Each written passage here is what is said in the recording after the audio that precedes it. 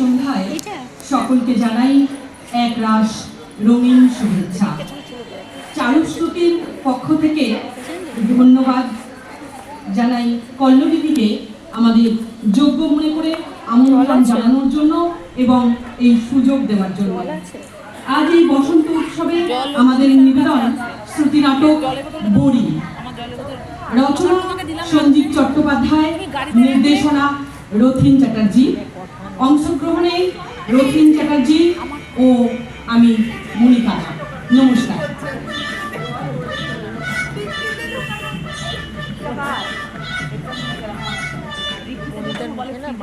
কি গো, আজ অফিস টফিস যাবো না নাকি?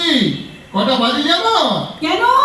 ঘুম থেকে উঠে পর্যন্ত রান্না হয়। কি যে এত কাজ, সকাল থেকে সারাদিন শুধু রান্না রান্না রান্না।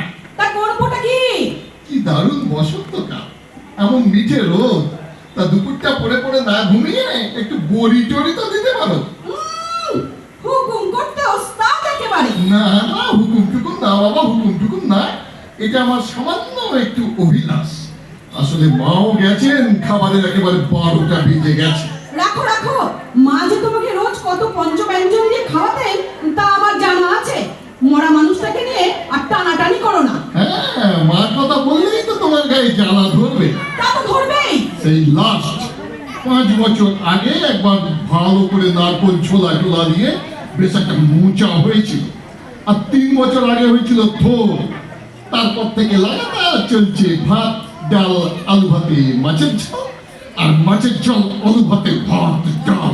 তাই তো হবে। জীবনে একেবারে ঘৃণা ধরে গেল। আমারও। হ্যাঁ, আমার যা হবে তোমারও তো তাই হবে। শুধু হবে না, একেবারে ডবল ডোজে হবে। বেশ কৌশল শিখেছো তো। আচ্ছা, তা তোমার ঘৃণা ধরার কারণটা কি শুনি? দেখো, কে চোখ ঘুরতে যেও না বলে দিচ্ছি, সাপ বেরোবে। গিলছো গেল। মোচা নারকেল থোর বলি এসব বাজার থেকে না নিয়ে এলে আমি কি ঘরে বসে বসে জন্ম দেবো? এই সময় গেছো না, ওই মোচা থোর নারকল বাজারের থলে থেকে যেই বেরোবে না, তোমার মুখটা তো একদম গোল হাড়ির মতো হয়ে যাবে। বেশি এ তো আর তোমার মেকআপ নয় যে ঘাড়ে পাউডার, ভুরুতে পেন্সিল, কপালে কুমকুম। বাজে বকো না। মোচা রান্নার একটা আলাদা আর্ট আছে, সেটা আমার মা জানতেন। হ্যাঁ হ্যাঁ, তোমার মা তো সবই জানতেন। কবরেজের মেয়ে ছিলেন না, শেকড় বাকড় লতা পাতা কচু খেচু এই সবই তিনি জানতেন। আর তুমি বুঝি আলোপাতের মেয়ে, মাছ মাংস লিভার পিলে। তা আমি যে কারবে সেটা তুমি ভালো করেই জানো। অত ঠেস মেরে কথা বলার কি আছে? হ্যাঁ, ডাক্তারের মেয়ে হলে তোমার মতন মোচা খেকড় গলায় মালা দিতাম, টাকার জোরে ব্যারিস্টার যুক্ত, বুঝেছো? ব্যারিস্টার। তোমাকে লাগিয়ে ভারী আনন্দ হয় জানো। এই 7 সকালে তোমার সুন্দর কণ্ঠটি কেমন সকলকে শুনিয়ে দিলাম বলো তো। আর কামও করতে হবে না, অফিস যাচ্ছ যাও। যা থাকে বড়াতে আজ সারা দুপুর বসে বসে বড়ি দেবো। কি এমন হাতি ঘোড়া ব্যাপার বাপু? ডাল বেটে নুন দিয়ে ফেটিয়ে সাদা কাপড়ের উপর টুকুস টুকুস করে পেরে যাওয়া, এই তো। সমস্যাটা একটু নাক নিয়ে। নাক উঁচু উঁচু না হলে আবার এই বড়ি দেখে এই নাক উঁচু মানুষের মন ভরে না। ফ্যাবড়া নাকি মেয়ে যেমন বিয়ের বাজারে অচল, ওই চ্যাপটা নাক বড়িও তেমনি ওই সমালোচনার বস্তু। কিন্তু শঙ্করীর মা যে বলেছিল একদিনের ব্যাপার নয় মা, রাতের বেলায় ডাল ভিজিয়ে রাখতে হবে, সকালে বাটতে হবে, তবেই নাকি ভালো বড়ি হবে। তা কাল তো রবিবার, আজ রাত্রে ডাল ভিজে দেবো খন, তারপরে দেখা যাবে কাল কি হবে।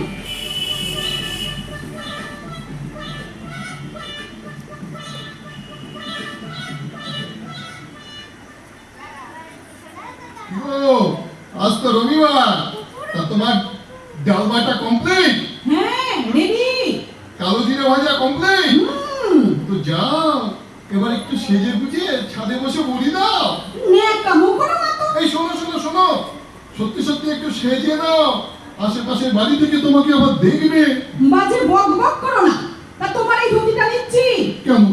আমার এই সাদের নতুন ধুতিটা তোমার কোন কমে লাগবে শুনি? বড়ি দেবো এর উপরে। বড়ি নেবে? হ্যাঁ। আমার ধুতিতে? আমার বাড়ি নিজের শাড়িতে দাও গে। আগে না, আমার আগ পরে নতুন শাড়ি নেই, তোলা শাড়ি যা আছে সব দামি দামি। তাহলে বিছানার চাদরে দাও। চাদরে? হুম। ছি ছি ছি, হ্যাঁ? এমন অপবিত্র জিনিস নিয়ে টানাটানি কেন বাপু? আরে, তোমার কোনো ভয় নেই, বড়ি শুকিয়ে গেলে তুলে নিয়ে কেচে দেবো খন, ইস্ত্রি করে নিলেই তো হলো, যেমন নতুন তেমনি হয়ে যাবে। হ্যাঁ, হুজুর যখন তুলেছি তখন রাজি না হয়ে আর উপায় কি বলো? তো বেলা 3টে নাগাদ আমার ওই নতুন কাঁচি ধুতিটার উপর থেপড়ে থেপড়ে বসে গেল সার সার বলি। তেমন টিকাও নাম সবকটার হলো না। শুনতে পাচ্ছি শঙ্করীর মা জ্ঞান দিচ্ছে, ভগবানের চিঠিতেই কত খুঁত মা, মানুষের হাতে কি সব সমান হয়? পাড়া বলি তার ধরে আর টানাটানি করো না মা, জন্মের পর মানুষের নাকেরে ঠিক থাকে না গালের বড়ি।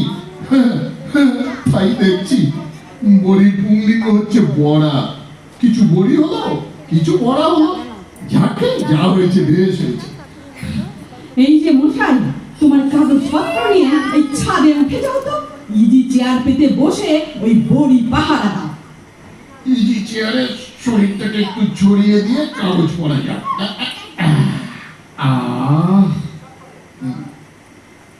কিছু দূরে দেখছি কতগুলো কাক বসে আছে, সার সার বড়ি আর কাক, বড়ি আর কাক। বাহ, বেশ মিষ্টি রোদটা কিন্তু আজকে, একটু মিষ্টি হাওয়াও দিচ্ছে। কি ঘুম পাচ্ছে রে বাবা, ভালো জ্বালা হলো তো। সারা সপ্তাহ খেতে পারো আর রোববার বড়ি পাহারা দাও। ভালো রে ভালো, এ যেন জমি মানুষের কানা কানি। এক কাজ করি, ঘুমটাও দিব্যি আসছে, চোখটা বুঝেই বরং পাহারা দিই। আমাকে কাক তাড়ুয়া ভেবে কাকগুলো এগুলো সাহস পাবে না।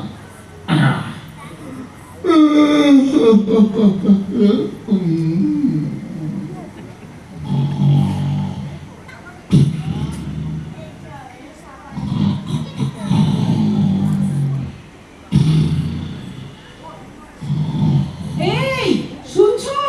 কি গো? ও মা, এই যে দিব্যি ঘুমোচ্ছে, কি গো শুনছো? কি হয়েছে? কি হলো?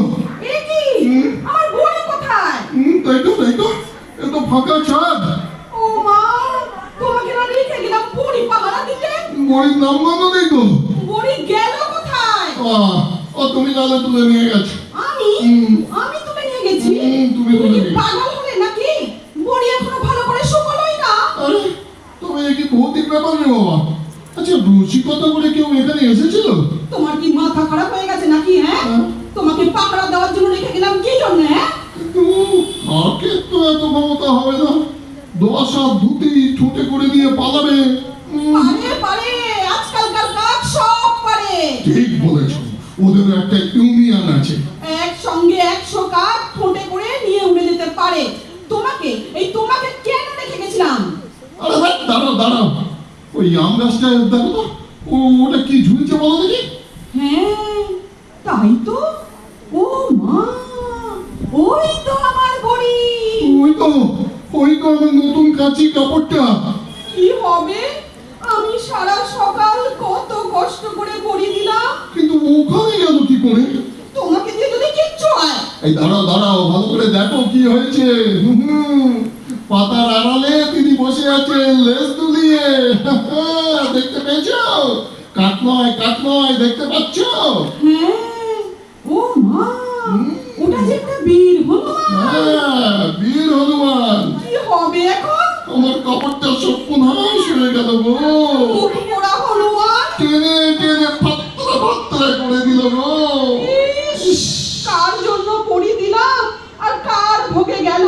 কি হবে গো এখন? আমার কাপড়টা যে গেল। আরে রাখো তোমার কাপড়, আমার বড়ি কি হবে? তোমার বড়ি, আমার কাপড়টা জন্মের মতো শেষ হয়ে গেল আর ওনার বড়ি। দাঁড়াও, একটা কাজ করো তো, ঘরে কলা আছে, কলা। কলা? কলা? কলা কোথায় পাবো? আরে বাবা, কাঁচা পাকা কোনো কলাই কি বাড়িতে নেই? বাড়িতে কলার গাছ লাগিয়ে রেখেছি নাকি? ন্যাকামো করো না তো। আচ্ছা, ওদের বুদ্ধি তো শুনেছি মানুষের মতো, কথা বলতে নাকি সব বোঝে। দেখি তো হনুমানে গ্যাস খায় কিনা। গ্যাস খাবে? খাবে, গ্যাস খাবে, সবাই খাচ্ছে, ও কেন খাবে না? বলো, আমার সঙ্গে বলো তো। হে বাবা রামের বাহন, হে পবন পুত্র বলো। আরে ধুর, ঠিক আমার শ্বশুর মশাইয়ের মতো একগুঁয়ে। কি বললে? হুম। আমার বাপ তুললে তুমি? ভালো হবে না বলে দিচ্ছি। তোমার যা খুশি তুমি তাই বলছো। আরে বাপ বলেছি কোথায়? বলেছি তোমার বাপের মতো একগুঁয়ে। তুমি নিজে কি, হ্যাঁ? তুমি নিজে কি শুনি? একগুঁয়ে বড়ি খাবো, বড়ি খাবো, তা একগুঁয়ে কে? এবার যাও, শ্বশুরের মতো একগুঁয়ে জামাই গাছে উঠে গিয়ে বড়ি খাও। আগলাতে বলেছিলাম একটু বড়ি। হায় আসলে আসলে দোষটা তোমার। আমার দোষ? Yes, না তোমার তোমার? নো নো নো তোমার দোষ তোমার। কখনো না, তোমার কখনো দোষ। না। বেশ বাবা বেশ ঘাট হয়েছে আমার দোষ। আমি একটু বড়ি খেতে চেয়েছিলাম। কি বোকার মতো ঝগড়া উঠছে শুনি। সারাটা জীবন শুধু খেতে বলো আর ঝগড়া করো। চলো নিচে চলো। তাহলে আর কি ওই দাদা ভাত ডাল আলু ভাতে মাছের ঝাল আর মাছের ঝাল আলু ভাতে ভাত ডাল। হ্যাঁ, তাই হবে। হ্যাঁ, চলো। চলো চলো এই চলো। না করে গেল আমার এছাড়া জীবন। তোমার বেশি কি ভালো? সারাদিন খেটে খেটে মরো। জীবন একেবারে যাচ্ছে তাই হয়ে গেল আমার। একদম শেষ।